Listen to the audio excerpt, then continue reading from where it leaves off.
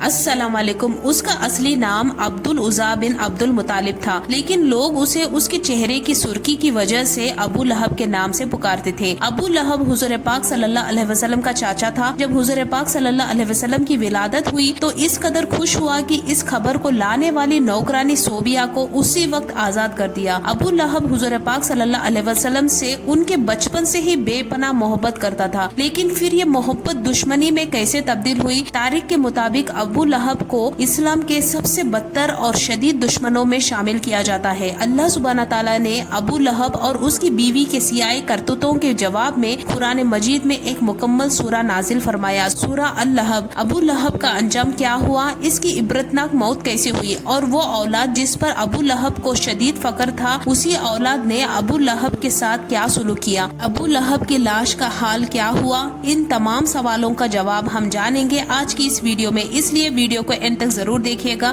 حضور پاک صلی اللہ علیہ وسلم کا چاچا ابو لہب قریش کے قبیلے کا ایک نہایت دولت مند اور مال و دولت کا مالک تھا۔ اس کا کاروبار لوگوں کو سود پر قرض دینا تھا۔ یہ ایک انتہا بدنمان شخص تھا جس پر خانہ کعبہ کی مقدس چیزیں چرانے کا الزام بھی تھا۔ جب حضور پاک صلی اللہ علیہ وسلم نے مکہ کے لوگوں کو دین حق کی دعوت دی اور انہیں برائیوں سے روکا تو ابو لہب آپ صلی اللہ علیہ وسلم کی سخت مخالفت پر اتر آیا۔ اس وقت جب حضور پاک صلی اللہ علیہ وسلم نے صفا نام کے پہاڑ پر چڑھ کر قریش مکہ کو پکارا اور ان سے دریافت کیا، اگر میں کہوں کہ اس پہاڑ کے پیچھے سے ایک زبردست لشکر تم پر حملہ کرنے والا ہے تو کیا تم میری بات پر یقین کر لو گے؟ وہاں موجود تمام لوگوں نے آپ صلی اللہ علیہ وسلم کی بات پر لبیک کہا۔ پھر آپ صلی اللہ علیہ وسلم نے فرمایا، میں تمہیں ایک ایسے عذاب سے ڈرانے آیا ہوں جو اس لشکر سے بھی زیادہ سخت اور خطرناک ہے۔ یہ سن کر ابو لہب نہایت غصے میں آیا اور کہا، تم غارت ہو، کیا تم نے ہمیں اس لیے یہاں بلایا تھا؟ بعض روایتوں میں یہ بھی درج ہے کہ کوہ صفا کے مقام پر ابو لہب نے آپ صلی اللہ علیہ وسلم کو قتل کرنے کے ارادے سے ایک پتھر بھی اٹھا لیا تھا۔ ظہور اسلام کے آغاز سے بھی ابو لہب اپنے بھتیجے حضرت محمد صلی اللہ علیہ وسلم کا جانی دشمن بن چکا تھا۔ وہ دعوت حق کو نقصان پہنچانے کا کوئی بھی موقع ہاتھ سے نہیں جانے دیتا تھا، یہاں تک کہ جب حضور صلی اللہ علیہ وسلم کے بیٹے ابراہیم کا انتقال ہوا تو ابو لہب اس قدر خوش ہوا کہ دوڑتا ہوا اپنے دوستوں کے پاس آیا اور کہنے لگا، آج محمد ابتر ہو گیا، یعنی محمد صلی اللہ علیہ وسلم کی نسل باقی نہ رہی۔ حج کے دنوں میں بھی ابو لہب حضور صلی اللہ علیہ وسلم کے پیچھے لگا رہتا اور آپ صلی اللہ علیہ وسلم کو اتنا پتھر مارتا کہ آپ صلی اللہ علیہ وسلم کی ایڑیاں خون سے تار ہو جاتی۔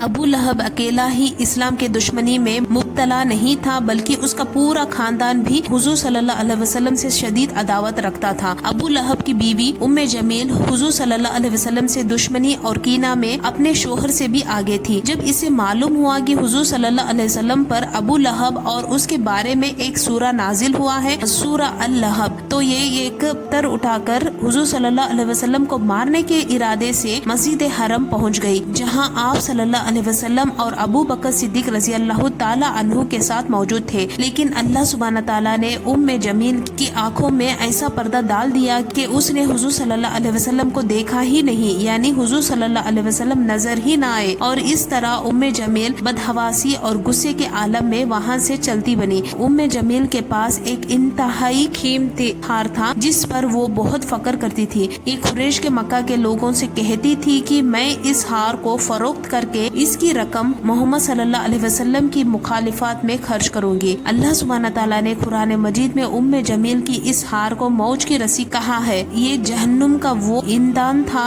جو ام جمیل اٹھائے پھرتی تھی۔ نبوت کے اعلان سے پہلے ہی حضور صلی اللہ علیہ وسلم کی دو صاحبزادیاں سیدہ رقیہ اور سیدہ کلثوم ابو لہب کے دو بیٹوں عتبہ اور عتیبہ کے نکاح میں تھی۔ جب آپ صلی اللہ علیہ وسلم نے نبوت کا اعلان کیا تو ابو لہب اور اس کا پورا گھرانہ آپ صلی اللہ علیہ وسلم کا شدید دشمن بن گیا۔ ابو لہب نے اپنے دونوں بیٹوں کو حکم دیا کہ وہ حضور صلی اللہ علیہ وسلم کی دونوں بیٹیوں کو طلاق دے دے۔ ابو لہب کا بیٹا عتیبہ نے نہ صرف طلاق دی بلکہ اس نے حضور صلی اللہ علیہ وسلم کی شان میں شدید گستاخی کی۔ ابن عساکر کے مطابق حبر بن اسود کی روایت ہے، اس بدنصیب نے حضور صلی اللہ علیہ وسلم کے سامنے گستاخی اور درست کلام کیے۔ اس نے ایک اور شدید جرم یہ کیا کہ حضور صلی اللہ علیہ وسلم چہرہ انور کی طرف منہ کر کے تھوکا، مگر وہ नापाक थूक हुजूर सल्लल्लाहु अलैहि वसल्लम पर गिरने की बजाय दूर जा गिरा। तब हुजूर सल्लल्लाहु अलैहि वसल्लम ने ये दुआ फरमाई, ऐ अल्लाह इस पर अपने कुत्तों में से किसी कुत्ते को मुसल्लत कर दे। उतैबा ये समझकर कि उसने बहुत बड़ा कारनामा अंजाम दिया है, अपने बाप अबू लहब के पास गया और तमाम तफसील सुनाई। मगर जब इसने हुजूर सल्लल्लाहु अलैहि वसल्लम की दी हुई बदवा का जिक्र किया तो अबू लहब का चेहरा उदास हो गया और उसने कहा, ऐ बेटा, खुदा की कसम मैं तुम्हें इस बदवा से महफूज नहीं समझता। कुछ अरसे के बाद जब ये दोनों बाप बेटा शाम के सफर पर रवाना हुए तो उन्होंने एक गिरजे में ख़याम किया। अबू लहब इस सफर के दौरान शदीद परेशानी और बेचैनी में मुब्तला रहा। उसने अपने साथियों से दरख्वास्त की कि वो रात को सोते वक्त घेरा बनाए और उसके बेटे उतैबा को दरमिया में सुलाए। काफिले वालों ने अबू लहब की इस हिदायत पर अमल किया, मगर रात के आखिरी पहर में ना जाने कहां से एक शेर जाहिर हुआ जो किसी और इंसान को कोई नुकसान ना पहुंचाया और ये सीधा उतैबा के पास पहुंचा और उसका सर चबा डाला। अबू लहब भी एक इंतहाई अजियतनाक और बदतर मौत का शिकार बना। उसके जिस्म पर एक रेशेदार दाना नमूदार हुआ जो आहिस्ता आहिस्ता फैलता चला गया, यहाँ तक कि अबू लहब का तमाम जिस्म गलने और सड़ने लगा। बदबू और तफून इतनी ज्यादा थी कि उसके अपने ही घर वाले उसे तंग आ गए।